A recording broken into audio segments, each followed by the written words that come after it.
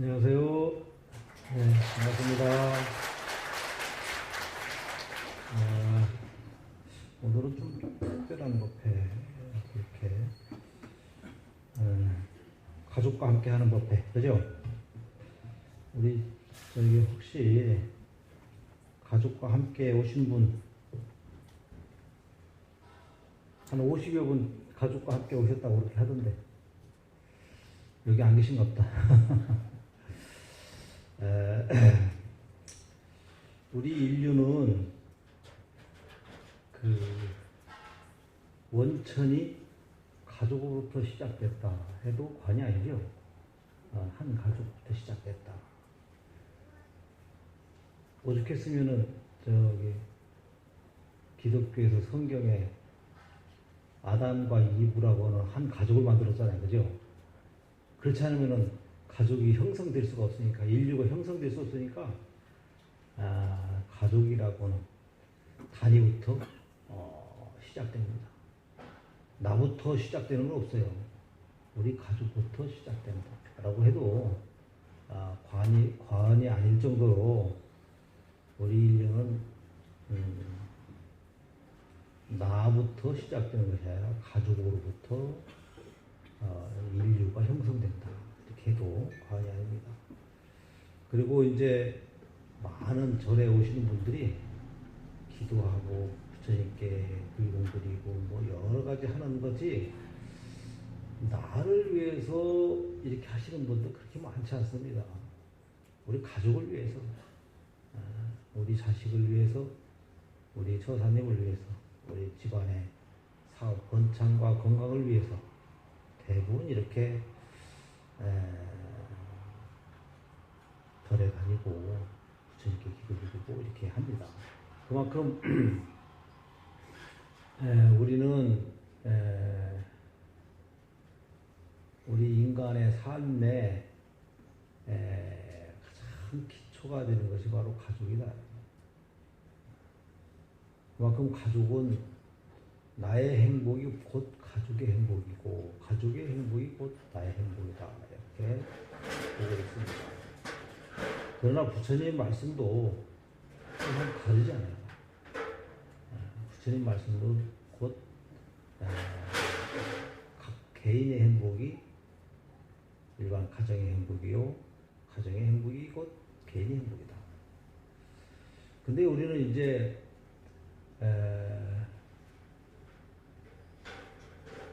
가정이 어떤 집안은 행복한 집안이 있고 또 어떤 집안은 또 행복하지 못한 집안도 있고 그렇습니다.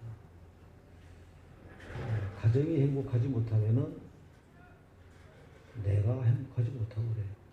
또 내가 행복하지 못하면 곧 가정이 행복하지 못하고 내가 사업이 잘 안 돼서 형편이 잘 안 되면 곧 가정이 또 같이 무너지는 거예요.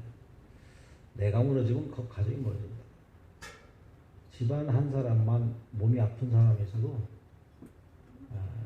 가정이 다 마음이 아파요.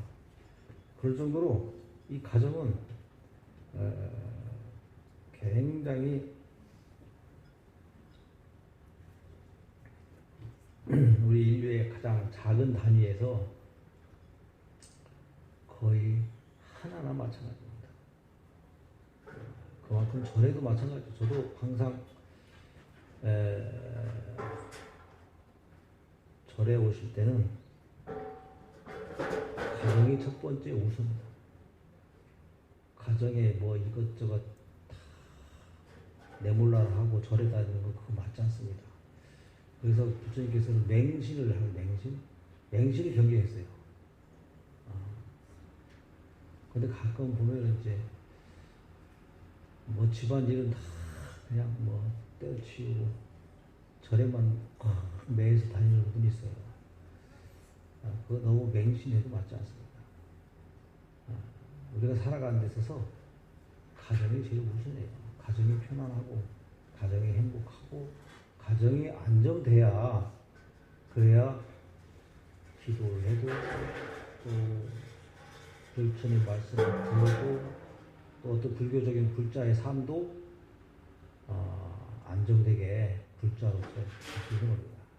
그만큼 가정은 우리 일반 사회도 마찬가지지만 우리 불자로서도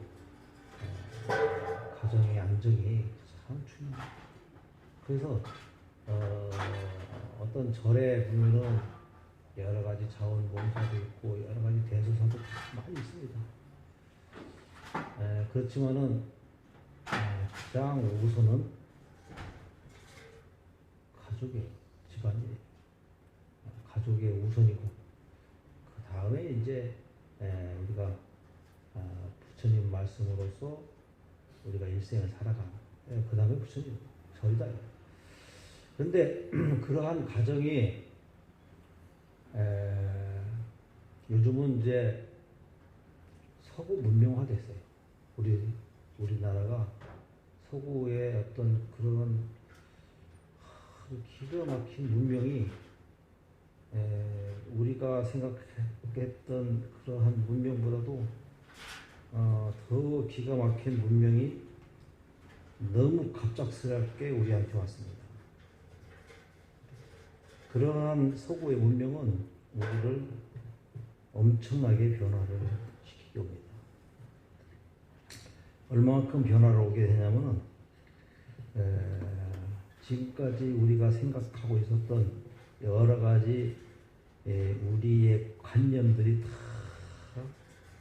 이렇게 변화할 정도로 그만큼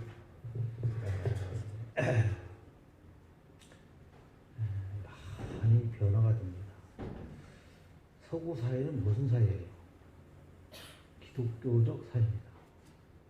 기독교적 사회. 그 기독교적 사회는 어떻게 보면은 뭐 여러 가지 문명이 발달되고 서구 문명이 외적으로는 굉장히 발달되고 우리가 현혹될 수밖에 없었던 그런 부분도 있었겠지만은 그러나 우리 내적인 면에서 봤을 때는 조금 한 가족을 이루고 또 단체를 이루고 사회를 이루고 국가를 이루는데 조금 문제점이 있지 않나 하는 생각을 하게 됩니다. 영국의 역사학자 이자 문명 비평가인 이제 토인비라고 하는 분이 83세에 돌아가셨어요. 이 사람은 20세기의 최고의 지성이다라고 이렇게 부를 정도로 세계적인 지성이다 이렇게 얘기를 합니다. 이 사람이 이제 돌아가시기 2년 전에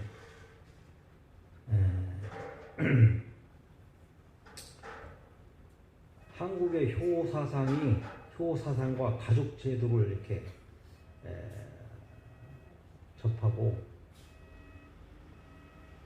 뭔 말을 했냐면은 한국의 효사상이 가족 제도가 세계를 구할 수 있는 좋은 제도다 라고 하면서 이렇게 눈물을 흘렸다라고 해요. 왜냐하면은 서구 사회는 굉장하게 개인주의가 팽배합니다. 문명 자체가 개인주의예요. 그런 개인주의는 기독교 사상에서 나온 거예요. 부모님에 대한 어떤 하나님이 누구니까 하나님 아버지 그러잖아요. 그죠? 우리 아버지는 없어요. 하나님 아버지입니다. 아버지가 돌아가시면은 장례 치르고 그냥 맙니다. 우리는 어떻게 해요? 매년 아버님에게 돌아가신 아버님, 어머님에게 할아버지까지 이렇게 제를 지내잖아요. 이렇게 아버님을 생각하는 효사상. 이것이야말로 이 토인비가 느지막해 이 서구 사상의 어떤 그런 효를 모르는 개인주의가 팽배한 이러한 사상에 참 너무 인간적이지 않고 너무 정이 없는 가족 제도에 대해서 그걸 그렇게 살아오다가 한국의 이러한 효 사상과 가족 제도를 접하고 그 노년에 눈물을 흘렸다라고 하는 얘기예요. 우리가 부모를 공경하고 또 조상을 숭배하고 또 가족에 대한 애틋한 그러한 사랑, 어떻게 보면 무무할 정도의 가족에 대한 어떤 집착, 이런 것이 한 가족을 이루고 또 한 가족이 행복하게 살아가는 데 있어서 참 제도가 좋은 제도다라고 이렇게 합니다. 서구의 사회는 뭐 여러 가지도 있겠지만은 좋은 점도 있겠지만은 우리나라의 사람들처럼 이렇게 대학 입시 이렇게 볼 때 가족 전체가 아니면 나라 전체가 이렇게 들썩거리고 이러지 않습니다. 그죠? 얼마 전에 수능을 치렀지만은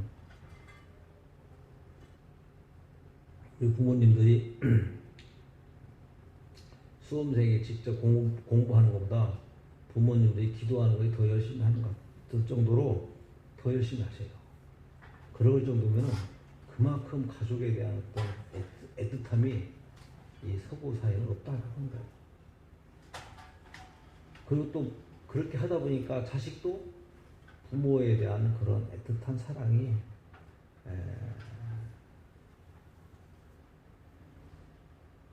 그렇게 우리 한국애처럼 그렇게 많지 않다. 그것은 바로 서구의 기독교 사상에 기인하다.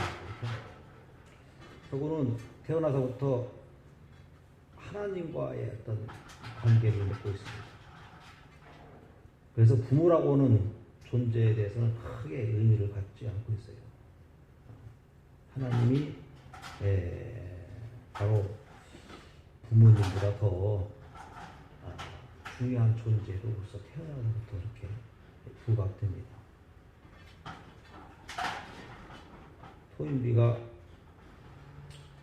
지구를 떠나서 행성으로 갈 때 지구에서 딱 한 가지만 가져간다라고 하면 바로 효사상, 한국의 효사상을 가져가고 싶다 할 정도로 우리나라의 효사상을 그만큼 굉장히 잘 돼 있어요. 그런 반면 이 서구 사회는 바로 그러한 기독교적, 물질적, 신체적 그런 부모 자식 간의 혈통 간의 그런 비존재적 하나님과의 영적 직계 구조를 가지고 있다. 이렇게 아주 어려운 말로, 나도 내가 이런 말로 이렇게 하지만은 이게 무슨 말이야 이렇게 할 정도로 아주 복잡하게, 무슨 말이냐면은 하나님은, 부모님은 하나의 도구이고 하나님이 진정한 나의 아버지다 라고 하는 것을 어렸을 때부터 그렇게 영적으로 하나님과의 같은 존재를 가진다. 그래서 오히려 부모 자식의 관계보다 하나님과의 자신의 관계가 더 중요하다라고 이렇게 보는 거예요. 그래서 부모님도 또한 내 아들은 나의 자식이라기보다는 하나님의 자식이다. 여기에서 효라고 하는 것은 보이지가 않습니다. 부모님에 대해 효는 보이지 않습니다. 그러한 서구의 사상이, 그러한 서구의 가족 제도는 종교적인 제도로서 만들어졌다 이렇게 해도 과언합니다. 이것이 바로 개인주의로밖에 갈 수 없는 그러한 제도예요. 그러나 한국은 부모와 직결적인 그런 혈연 관계를 통해서 그것이 하나의 뿌리로 또 이어져 오고 또 이어져 옵니다.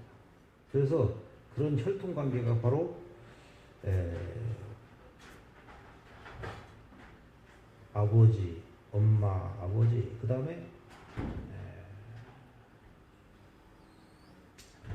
할아버지, 할머니, 정정할아버지, 고조할아버지 쭉 이어져 멧돼손, 나의 누구누구의 멧돼손이다 이죠.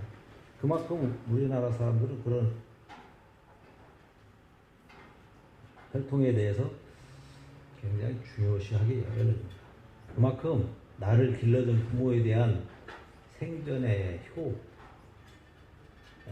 그걸로 이제 그러한 효를 나중에 돌아가신 부모님에 대한 재로서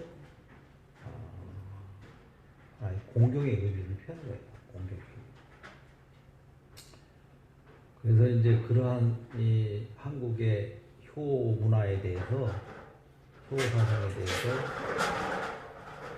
나이가 연세가 이렇게 많이 들었던 83세에 돌아가셨으니까 82년 전이니까 81세에 그러한 효 사상을 접하고 굉장히 감화를 받고 눈물까지 흘렸다라고 하는 그런 말이 있습니다. 그런데 우리 사회는 그러한 서구의 문명을 뭐 좋은 것도 있어요. 좋은 것도 많습니다. 그러한 좋은 것은 받아들이고 또 그렇지 못한 것은 또 우리가 조금 지킬 것은 지켜야 되는데, 이 한꺼번에 오다가 같이 다 오다 보니까 이러한 서구 문명의 어떤 그런 서구 종교 이런 것들이 이제 또 그러한 가족 제도가 같이 급속도로 우리한테 다가왔어요. 그러다 보니까 이제 우리도 우리 가족의 기본적인 어떤 틀이 있잖아요. 그런 틀이 서서히 무너지기 시작합니다. 우리 불자님들은 별로 뭐 그렇게까지 하겠나 이렇게 생각할 수도 있겠지만은, 기독교적 그런 가족의 형태는 그 위에는 하나님이 있어요. 그래서 조상에 대한, 부모에 대한 어떤 효는 어떻게 보면은 우리 가족을 형성하는 데 있어서 아주 역할을 합니다. 그런 반면에 어떤 서구적 그러한 사상은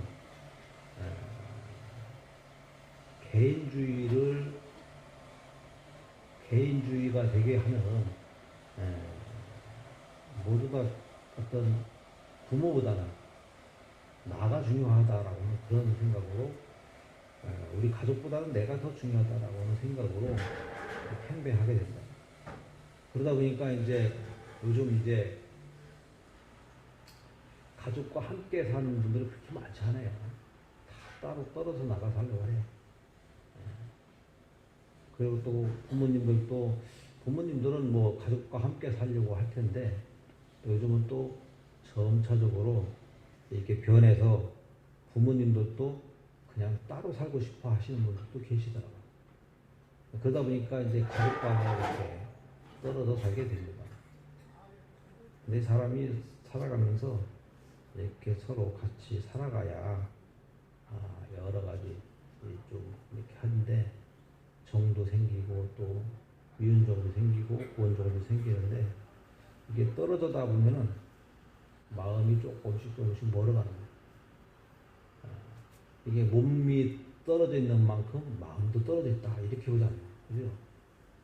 마음이 떨어져 있으면, 몸이 떨어져 있으면 그만큼 마음이 떨어졌다. 그럴 정도로 이제 우리 가족은 어떤 형태로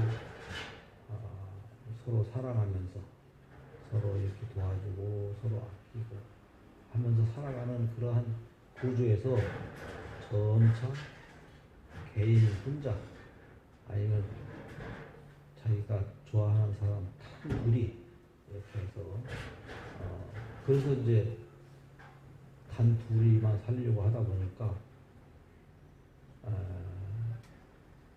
아기를 안 가지려고 하죠. 그죠? 아기를 안 가지려고 하다 보니까 뭐예요? 인구가 감소하죠.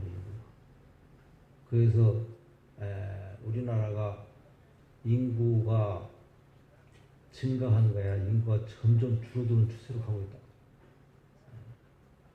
그러니까 그만큼 우리 가족이라고 하는 관념에서 나라고 하는 관념으로 이제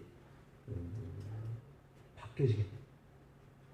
우리 가족이라고 하는 관념에서 나라고 하는 가족 관념을 바뀌어지게 되면은 이게 점차 이런 식으로 이제 오래 가다 보면은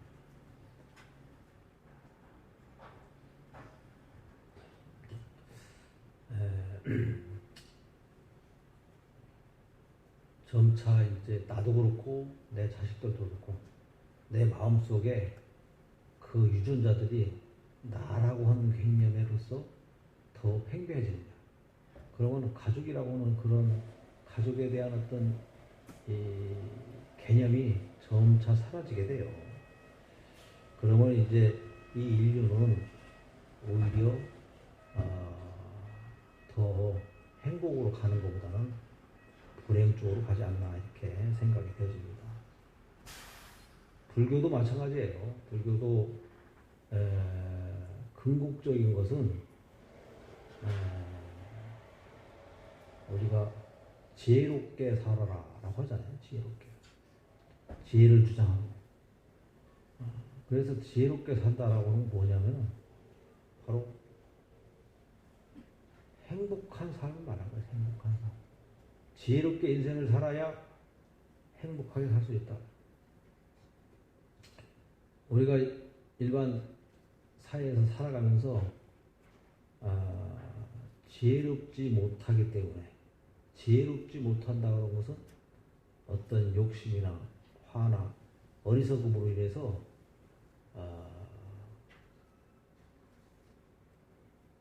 그것으로 인해서 모든 고통의 시작이 바로 그런 거예요.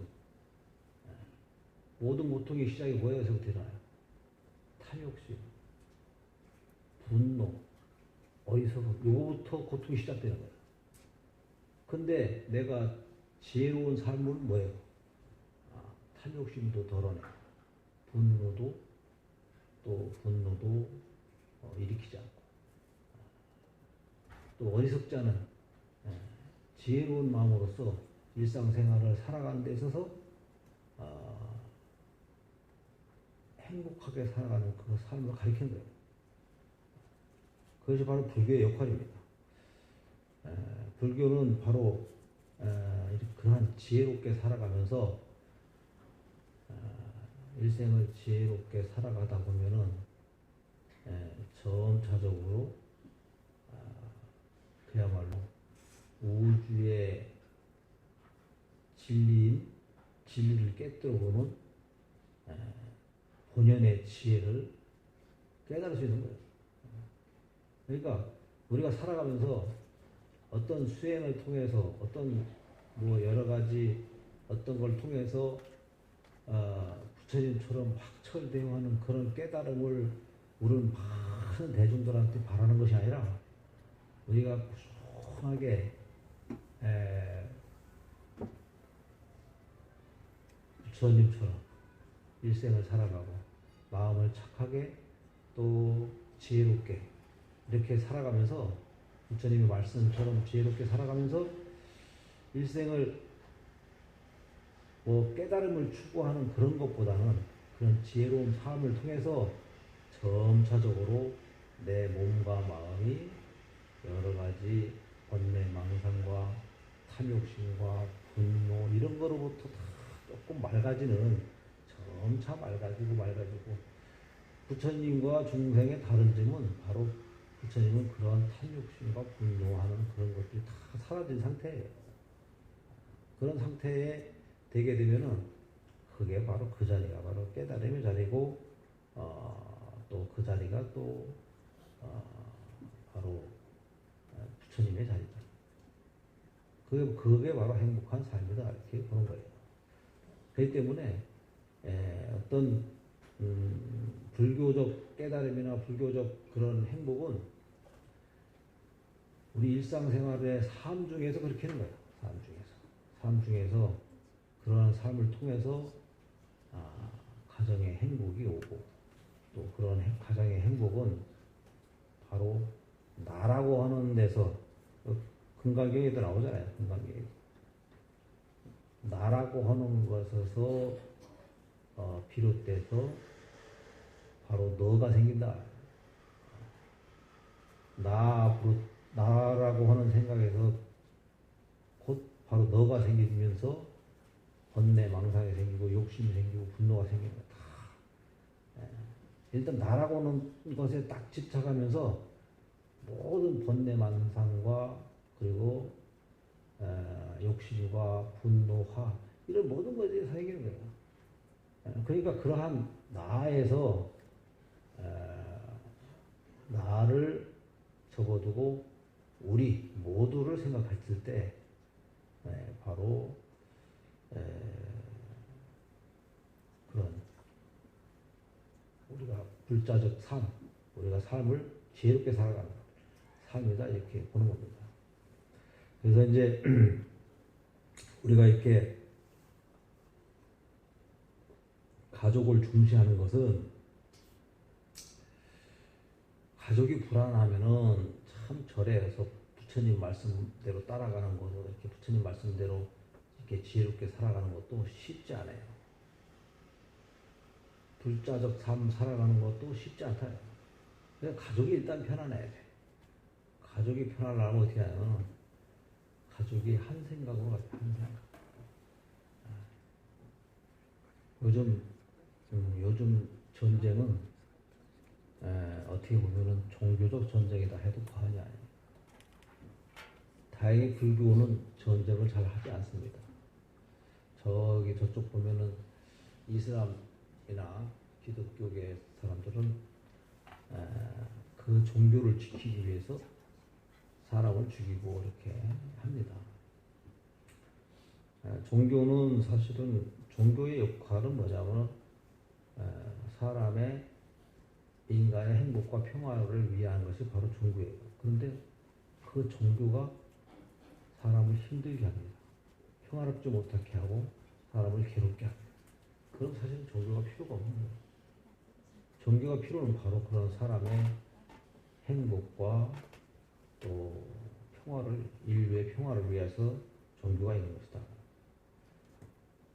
근데 이제 요즘 그러한 종교적인 것 때문에 우리 인류가 고통스러워하고 있습니다.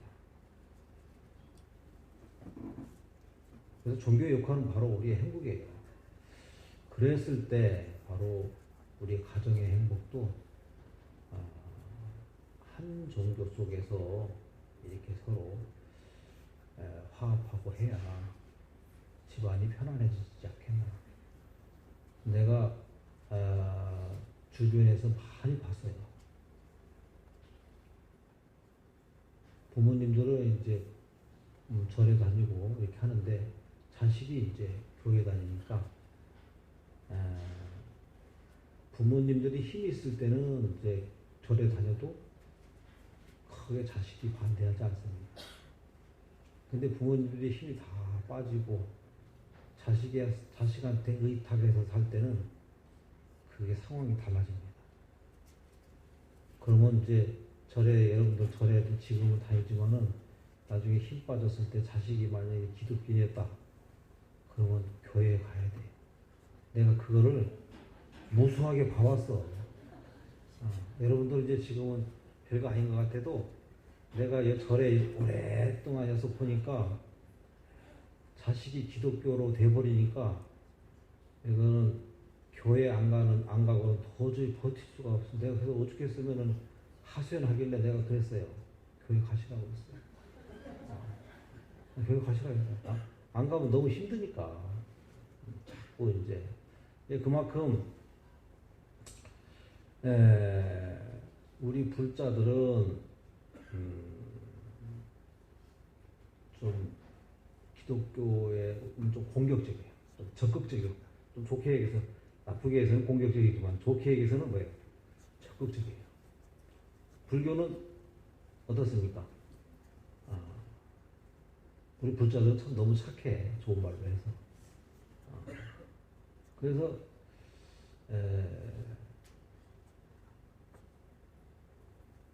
잘 이렇게 흡수가 돼요. 기독교에. 잘 흡수가 됩니다. 그래서 기독교에 잘 흡수가 돼서 그쪽으로 많이 갑니다. 근데 또 흡수가 안 되잖아요. 그럼 분란이 생겨요. 형제지간에도 분란이, 어떤 형제지간에도 내가 아시는 분이 그분의 큰 형님이 제사를 지낸다고 제사를 다 받았어요. 선산하고 다 받았어. 근데 이제 며느리가 기독교인이 들어왔어요.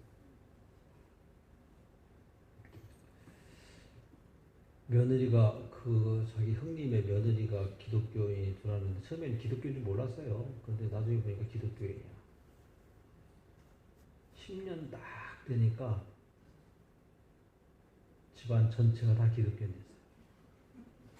그 뒤부터 제사를 안 지내. 그러니까 동생들이 어떻게 하겠어요? 둘째 동생이 제사를 이어받았어요. 근데 둘째 동생하고 다른 동생들이 가만히 보니까 아버지한테 유산을 지낸다는 명목으로 유산을 큰형님이 제일 많이 받은 게 다 받은 거예요. 선산도 다 큰형님 앞으로 돼 있고. 그래도 이제 큰형님이니까 그냥 뭐 이렇게 지내는데 어느 날 갑자기 선산을 땅이 이제 거기가 갑자기 개발되고 어쩌고저쩌고 하니까 땅값이 팍 올라가니까 선산을 팔아버렸어요. 그러니까 형제들까지 재판하고 난리 났어요. 그런 결과를 갖더라고요. 그럼 동생들 뭐 어떻게 했어요? 선산을 왜, 이제 선산이라고 하는 것은 또 우리 잘 이렇게 조상님들을 모시고 하는 그런 자리이기 때문에 이제 보통 안 팔잖아요. 설사 팔아도 형제들끼리 나눠 가져야 되는데 혼자 다 이제 가진 거야. 그러다 보니까 이제 동생들이 이제 그런 것들을 같이 이제 형제지간에 그런 결과를 낳게 돼요. 우리나라는 뭐 다종교 사회이기 때문에 그런 종교로서 뭐 전쟁을 한다든가 이렇지는 않겠지만은 그런 소소한 싸움을 많이 해요. 왜냐하면은 어떤 교리적인 바탕이 틀리기 때문에. 그게 왜 어떤 교리에서 나오냐면, 근데 그것도 이해를 잘 못해서 그래, 기독교가. 왜 이해를 잘 못해서 그러냐면, 어떤 목사인데, 그분은 이제 목사라기보다는 신학을 연구하는 사람인데, 그 사람 하는 말이 그래요. 나 위에 다른 신을 믿지 말아라. 여기에서 자기 부모님의 제사를 안 지내는 거야. 그러니까 부모님은 뭐예요? 신이 아니잖아요. 그죠? 그러니까 귀신으로 보는 거야. 부모님은. 그래서 그런가 봐. 부모님은 신이 아니고 부모님이에요. 그죠? 나 외에 다른 신을 믿지 말라라고 한 것은 부모님은 부모님이지 신이 아니다. 예를 들어서 나 외에 다른 신, 뭐 여러 가지 뭐 신들 있잖아요. 이런 신을 믿지 말라는 것이지 부모님을 믿지 말라는 것이 아니다. 근데 그것을 나 외에 다른 신을 믿지 말라고 하는 것을 부모님까지 같이 이렇게 그러니까 조상님에 대한 어떤 제를 지낸다든가 이런 것은 신을 믿는 거라고 이렇게 보고 있는 겁니다.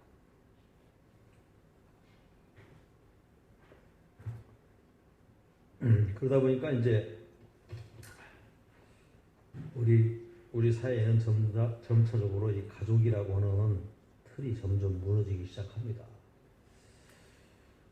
그래서 이제 이러한 가족의 형태를 좀 더 이제 봉헌사에서 돈독하게 하기 위해서 오늘 같은 이런 가족과 함께하는 법회를 하려고 합니다.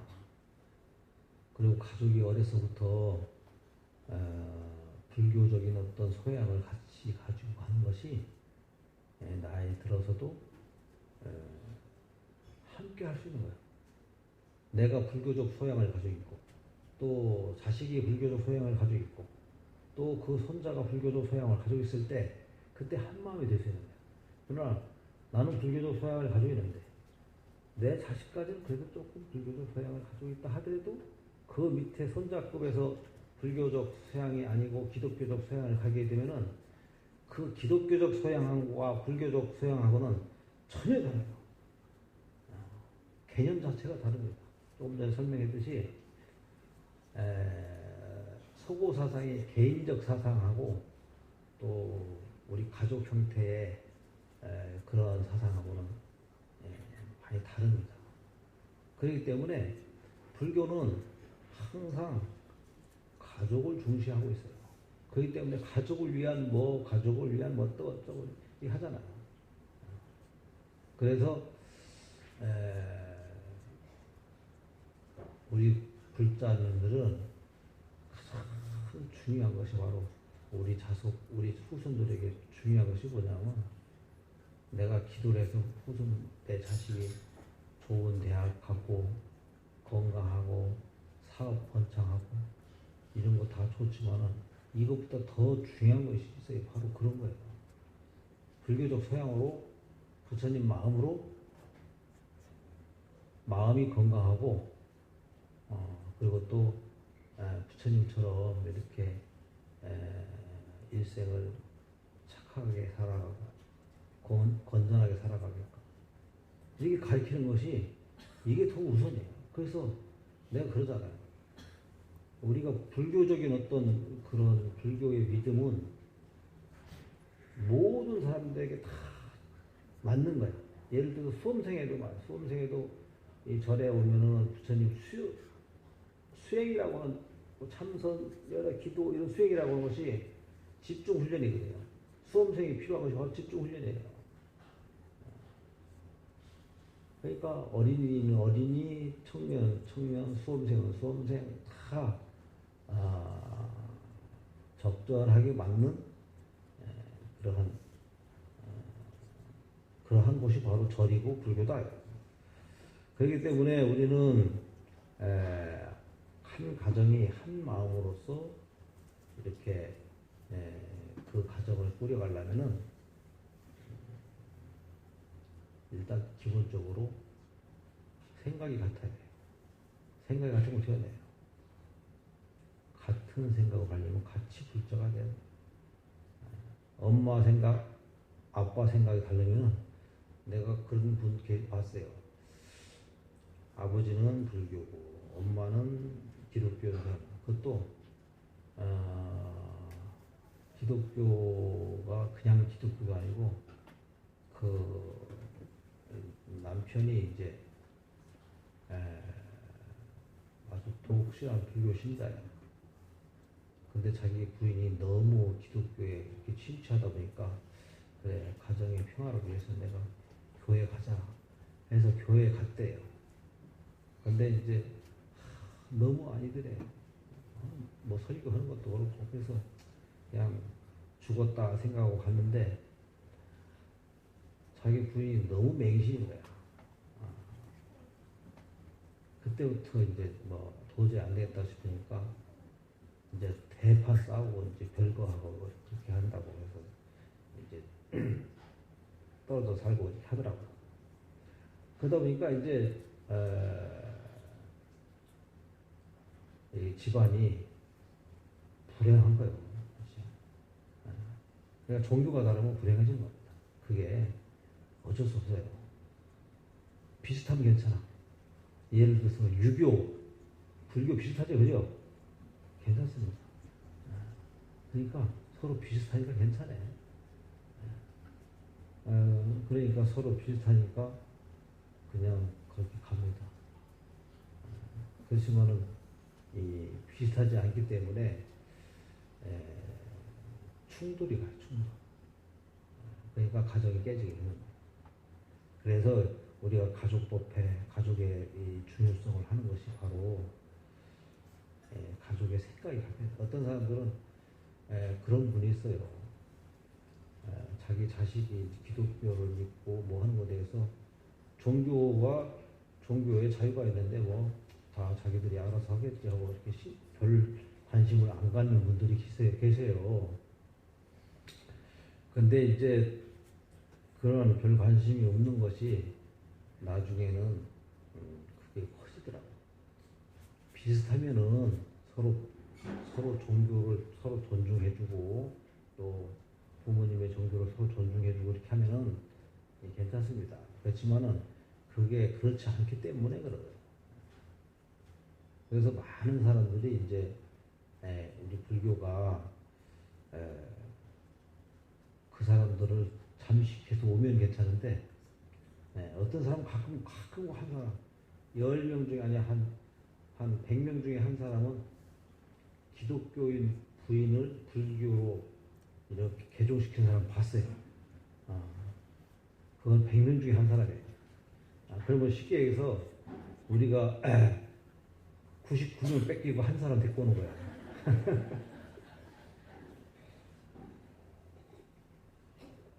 그래서 이렇게 가족 법회를 통해서 근데 사실은 어려서 초등학교나 아니면 이렇게 유치원 다닐 때 요때는 이제 엄마 가자 이러면 따라와요. 근데 초등학교도 좀 어떤 때는 좀 뭐하고 초등학교까지는 그래도 그나마 중학교 때부터는 이제 가자 그러면 안 가. 고등학교 때는 아예 말도 못 붙이고 다 크면 아예 뭐 말도 못 붙여요. 그죠? 우리 한번 내가 볼 때는 우리 불자님들이 자식들한테 한번 가자 이렇게 했을 것 같아. 한마디로. 근데 다들 안 간다고 했을 것 같아요. 그만큼 잘 안 가요. 이제 틀렸어. 이제 어느 정도 머리가 크면 안 가요. 이제는 누굴 포섭해야 되겠어요? 손자를 포섭해야 돼, 손자. 이제 손자들, 이제 유치원 다니는 손자를 이제 잘 꼬셔가지고 이렇게 해서 어릴 때부터 이렇게 불자로 그걸 심어주면은 어렸을 때 그 심어준 것이 평생 남습니다. 그래서 중요한 거예요. 어린이 법회 왜 중요한지 아세요? 어린이 법회 한 몇 년간만 다 불교로 심어주면은 이게 평생 가요. 얘 속담 있잖아요. 3살 버릇 8까지 가잖아요. 그러니까 어렸을 때부터 그거 다 그 마음을 심어주면은 이제 80까지 가는 거예요. 그러니까 그래서 어렸을 때 자꾸 이렇게 여러분들 손자 데려와가지고 그렇게 해서 여러분들 보시기에도 부처님 말씀 훌륭하잖아요. 그죠? 그런 부처님 말씀으로 우리 자식들이 평생을 살아가면 얼마나 좋겠습니까? 여러분들이 자식들한테 수백억, 수천억을 뭐 그렇게 줄 재산이 있을까 모르겠지만은 그렇게 전해주는 것보다 그 자식들한테 부처님의 말씀을 가슴속에 심어주는 것이 그보다 더 큰 유산이 어디 있겠습니까? 그죠?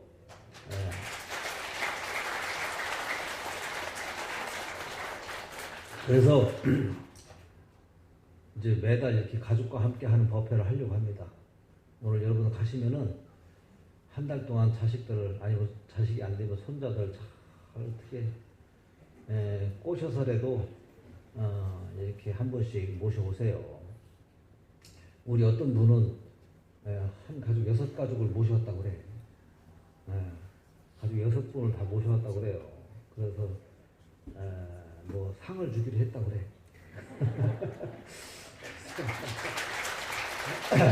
그래서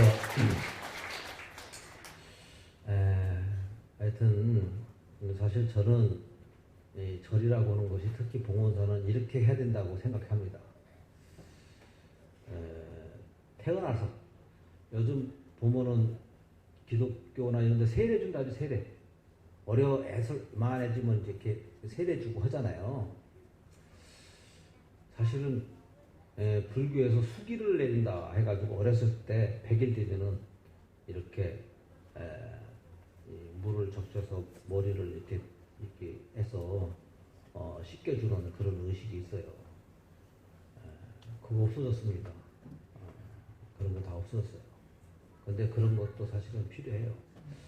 봉헌사가 그러면서 결혼도 우리가 태어났을 때 여러분의 우리 봉헌사 신도님들이 신도님들의 손자가 태어났을 때 봉헌사가 같이 기뻐해주고 또 여러분들이 자식이나 여러분들이 결혼했을 때 봉헌사가 같이 축하해주고 여러분들이 부모님과 여러분들이 이 가족이 누가 돌아가셨을 때 봉헌사가 같이 슬퍼해주는 그러한 봉헌사가 돼야 된다.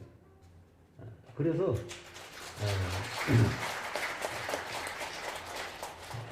이제 함께 뭐 이제 앞으로는 이제 그런 우리가 여러분들의 자식 손자나 태어나면은 봉헌사가 그러한 함께 할 수 있는 근데 뭐 태어나자 바로는 어떻게 할 수 없잖아요, 그죠?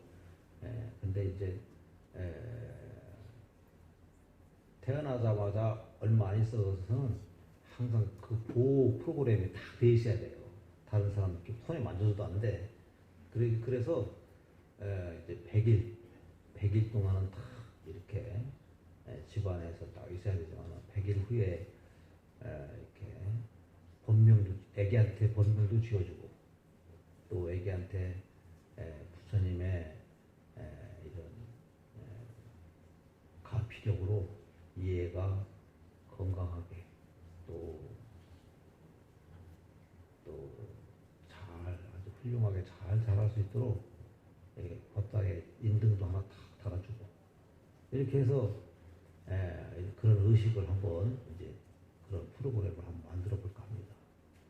그리고 결혼도 마찬가지예요. 결혼도 사실은 이 결혼을 보니까 너무 결혼이 비싸게 해. 보통 결혼 비용이 들어가는 게 얼마 들어가요? 한 몇 천만 원 들죠? 나는 내가 그런 관심이 있어서 내가 탁 따져보니까 300만 원이면 결혼 충분히 해. 얼마나 싸게 합니까? 그래서 나중에 이제 저기 더 라빌 우리 거기 있잖아요. 그거 나중에 인수 받으면 아마 이 봉헌사에서 인수 받아가지고 우리가 결혼식장을 일부 하는데 그렇게 이제 우리가 저렴하게 장소는 멋있게 만들고 근데 이제 아주 저렴하게 근데 보니까 결혼식장이 주 수입원이 뭐냐면 밥값이더라고. 밥값 그죠? 밥이 뭐 최 싼 게 5만 원이야. 근데 요즘 사람들은 옛날과는 달라서 너무 잘 먹어서 탈이에요. 근데 나도 결혼식장에 가서 이렇게 밥을 조금 얻어 먹어봤는데 반 이상은 버려. 반 이상 버립니다. 요즘은 그냥 간단하게 결혼식장 가서 이렇게 국수 한 그릇 먹고 오면 끝이에요. 그게 좋습니다. 그런 풍수로 바뀌어야 돼요. 그럼 돈 안 들어갑니다. 그죠? 절에서 그런 걸 이렇게 하는 거예요. 그렇게 해가지고 우리 불자님들이 그렇게 큰 돈 안 들이고 또 우리 봉헌사가 축하해주는 그런 결혼식을 하는 또 우리 봉헌사 신도들이 축하해주는 그러한 봉헌사 전체가 우리 봉헌사 신도와 한 가정이 그러한 축할 일이 있으면 봉헌사 전체가 축하해야 되고 또 여러분들 우리 가족 중에서 어떤 분 돌아가시면은 봉헌사 전체가 이렇게 장례식장이나 이런 걸 통해서 이렇게 같이 슬퍼해주고 같이 위로해주는 그러한 봉헌사가 돼야 되지 않겠나 하는 생각입니다. 그러려면 우리가 신도님들이 가족과 함께 자꾸 이렇게 함께하는 그런 봉헌사가 돼야 돼요. 앞으로도 이제 성지순례나 여러 가지 가족과 함께하는 것을 우리가 항상 혜택을 줘서 이렇게 하려고 합니다. 여러분들 이제 다음 달 또 항상 넷째 주 일요일은 가족과 함께하는 법회가 됩니다. 그래서 여러분들 지금 잘 들으시고 다음번에는 이제 한 달간 잘 이렇게 해가지고 내가 전번에 그랬잖아요. 남의 자식이라도 없으면 남의 자식이라도 데리고 오라고. 그래서 다음 달에는 꼭 우리가 이 봉헌사가 지금 이렇게 보니까 이 불교는 여성 종교다 이렇게 많이 들어요, 그죠? 보살님들만 다니죠. 이렇게 보니까 우리 거사님들이 너무 많아. 그래서 봉헌사는 내가 참, 그래도 참 봉헌사는 그래도 희망이 있다. 이렇게 한 것은 다른 자리에 보면 전부 다 거의 99.9%가 다 보살님이에요. 근데 우리는 그나마 이렇게 거사님들이 많아서 봉헌사가 그래도 희망이 있고 앞으로 우리나라에서 가장 이렇게 큰 사찰로 또 이렇게 포교 잘하는 그야말로 우리들의 사찰로 될 수 있도록 우리 거사님들도 많이 오시고 가족과 함께 항상 여기 보면은 내가 이렇게 절에 있다 보니까 부부간에 이렇게 절에 오시는 분이 많지 않아요. 거사님들이 절에 오잖아요. 그러면 희한하게 고사님들 잘 안 와. 그죠? 우리 거사님들 보면 부부간에 오신 분 한번 손 들어보세요. 부부간에 오신 분. 그래도 오늘은 좀 된다. 오늘 일부러 이렇게 오신 것 같아. 부부간에 함께 오는 그거 굉장히 좋습니다. 얼마나 좋아요. 함께 이렇게 오시고 함께 어디 이렇게 한다라고 한 것은 참 좋습니다. 그래서 함께 이렇게 부부가 함께 오고 또 자식이 함께 오는 그리고 봉헌사가 곧 여러분들의 안식처고 또 여러분들이 항상 이렇게 편안히 쉬고 또 마음의 안식처요 또 이렇게 고민거리가 있고 또 근심 걱정이 있을 때는 이 봉헌사에서 이렇게 달랠 수 있는 이러한 곳이 될 수 있도록 저도 노력하고 여러분들도 이러한 봉헌사를 많이 이용해 주시기 바랍니다. 감사합니다.